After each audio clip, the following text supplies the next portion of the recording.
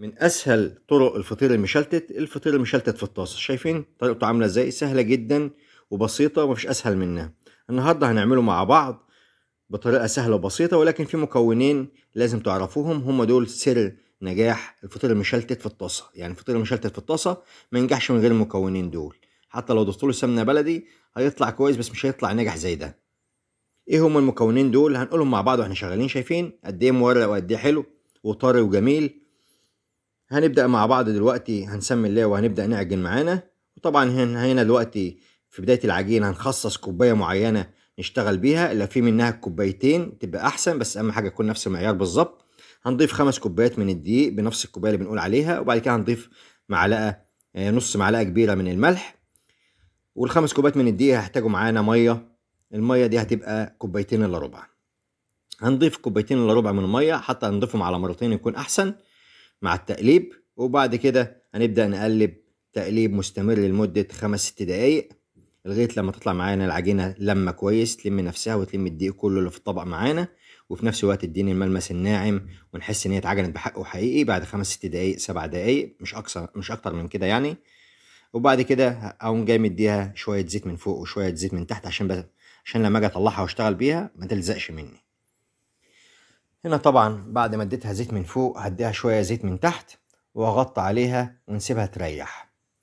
هنسيبها تريح قد ايه؟ هو المفروض اقل حاجة تريح ساعتين، بحيث ان العجينة دي من غير خميرة، فعشان لما اجي اشتغل بيها تتفرد معايا بكل سهولة وما تتعبنيش. وهوريكم ازاي وانا بفردها في الطاسة هتتفرد معايا بكل سهولة، وده السبب فيه هي راحة العجينة. هنا بعد ما ارتاحت ساعتين هبدأ اطلعها اشكلها كور مناسبة للطاسة، ان هي بحيث لما اجي افردها في الطاسة تملى معايا الطاسة، ما تبقاش صغيرة وفي نفس الوقت ما تبقاش كبيرة، عشان الفطير ما يطلعش معايا معجن. ما هي لو طلعت سميكة معايا في قلب الطاسة هيطلع معايا الفطير معجن، ولو طلعت رقيقة هيطلع الفطير معايا ناشف. فاحنا نحاول بقدر الامكان نخلي الكور كور مناسبة. فاحنا هنا قسمناها ل4 كور، وبالفعل طلعت 4 كور مناسبين وقد بعض بالظبط، من غير ميزان ومن غير حاجة. عينك ميزانك او عينك ميزانك، وهي هتطلع معاك الكور المناسبة. في حالة ان احنا قطعناهم 4 في واحدة ما فيهم كبيرة، ممكن ناخد القطعة الكبيرة نقطع منها شوية ونوزعها على ال3 التانيين. هنا السمنة البلدي هنحتاج معانا حوالي كوباية الا ربع من السمنة البلدي، هنضيف عليها معلقة ونص من النشا، وهنضيف عليها معلقة من الدقيق. طبعا معالق كبيرة، معلقة ونص كبار من النشا ومعلقة كبيرة من الدقيق. هنضيف عليهم كمان بتاع معلقة كبيرة من السكر، وعليها رشة ملح. هنبدأ ندوب ده كله كويس، واهم حاجة ما يبقاش فيه اي تكتلات خالص.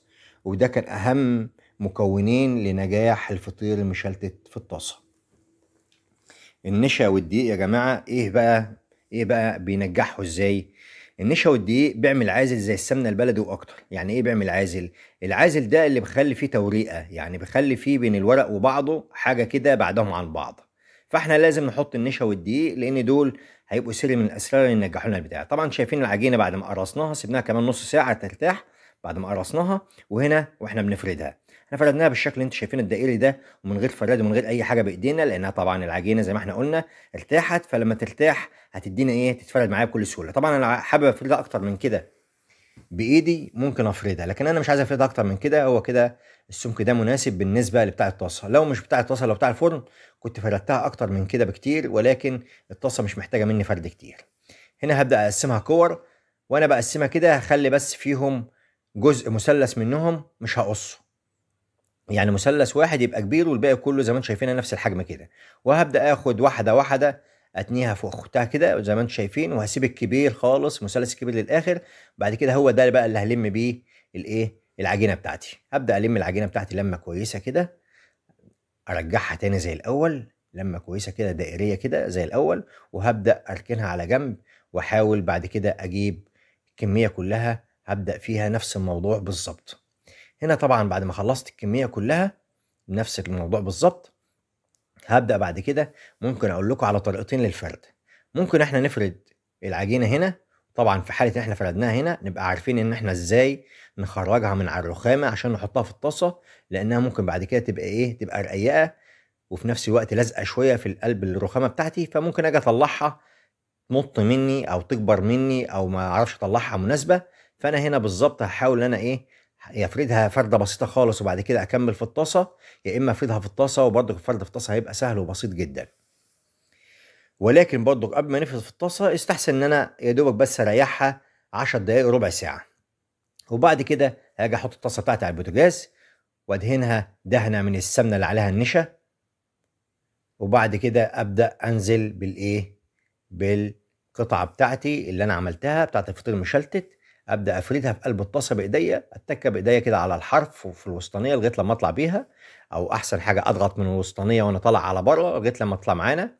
هنا ممكن نقلبها زي ما انتم شايفين كده، وانا برضو بقلب كده قدامكم بحيث انتوا تبقوا شايفين ان احنا ممكن نقلبها باي حاجه. او طبعا كده ما استوتش من الجنب اللي انا قلبته، لا ده انا هفضل اقلب يمين وشمال شمال ويمين لغايه لما تديني اللون الحلو، واتاكد من جوه ان انا لو هقطع مثلا جزء منها من بره من الحرف كده اتاكد منه ان هي استوت من جوه ومورقه وزي الفل. طبعا النار بتاعتي عشان تنجح معايا لازم تبقى النار بتاعتي متوسطه لاقل من متوسطه، يعني لو اقل من متوسطه شويه تكون احسن، عشان في نفس الوقت تكون العجينه تستوي معايا من جوه. شايفين هنا القطعه دي انا حطيتها من غير ما افردها خالص. هبدا انا زي ما انا فردت واحده معاكم على الرخامه، هبدا افرد لكم دي في الطاسه عشان تشوفوا قد ايه هي بتتفرد سهله وبسيطه.